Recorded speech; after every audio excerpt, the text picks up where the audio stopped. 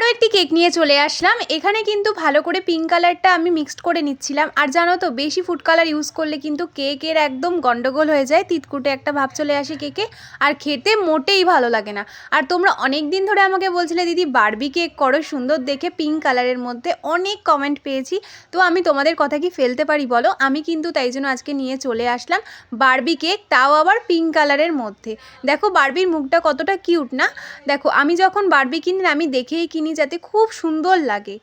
আর দেখবে তোমরা বারবি কেকের মধ্যে না বারবির মুখটাই আসল, মুখটা যদি একটা সৌন্দর্য থাকে ব্যাস তাহলে আর কোনো কথাই নেই। তো অবশ্যই তোমরা আমাকে জানাবে যে বারবি কেকটা তোমাদের কাছে কেমন লাগলো। কেকটা কিন্তু আমি করেছিলাম চকলেট ফ্লেভারের মধ্যে। এবার তোমাদের কমেন্টগুলো পড়া যাক। এখানে একটা ভাই লিখেছে, দিদি আমি তোমার সব ভিডিও দেখি, আমার ভিডিও দেখতে খুব ভালো লাগে, থ্যাংক ইউ রায়। এখানে একটা বোনও লিখেছে বিটিএস কেক করার জন্য, অবশ্যই বিটিএস কেক করবো। এখানে আমি ফাহিমার নামও বললাম কারণ ও কিন্তু প্রত্যেকদিন আমার ভিডিও দেখে। চলো আজকের জন্য টাটা।